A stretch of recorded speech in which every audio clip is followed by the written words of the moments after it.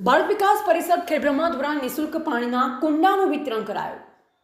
ભારતીય સંસ્કૃતિએ જીવ માત્રમાં શિવનો અંશ છે તેવું માને છે.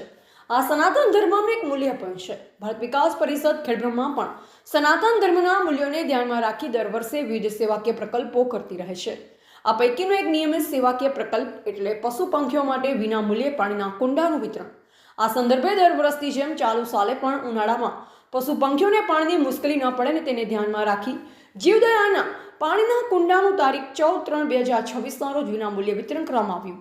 આ કાર્યક્રમમાં ભારત વિકાસ પરિષદના સદસ્યને પાણીના કુંડાના કાયમી દાતા શ્રી વિષ્ણુભાઈ પ્રજાપતિ LIC હરિઓમવાળા, મંત્રી શ્રી હસમુખભાઈ પંચાલ, પૂર્વ ખજાનચી શ્રી વિજયસિંહ રાજપૂત, ડૉક્ટર પરેશભાઈ મહેતા, સેવા પ્રમુખ professor doctor Rohit Desai, doctor Harpalsinh Chauhan, Shri Sagar Shah, Shri Nareshbhai Soni, Shri Chirag Patel Jalaram medical, જીવદયા પ્રેમી શ્રી હરિભાઈ પટેલ, શાસ્ત્રી શ્રી નિરંજનભાઈ પંડ્યા, શ્રી તકદીરભાઈ રાવલ અને શ્રી ખનીજભાઈ R પટેલની વિશેષ ઉપસ્થિતિ રહી હતી.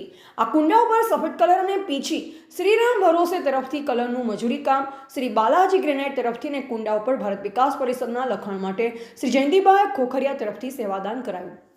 ભારત વિકાસ પરિષદ ખેડબ્રહ્માના સેવા સંયોજક તરીકે આયોજનકાર તરીકે જોડાવાનો ડૉક્ટર રોહિત દેસાઈને પણ લાભ મળ્યો. કાર્યક્રમનું આયોજનમાં પ્રમુખ શ્રી મનીષભાઈ કોઠારીનું માર્ગદર્શન રહ્યું હતું.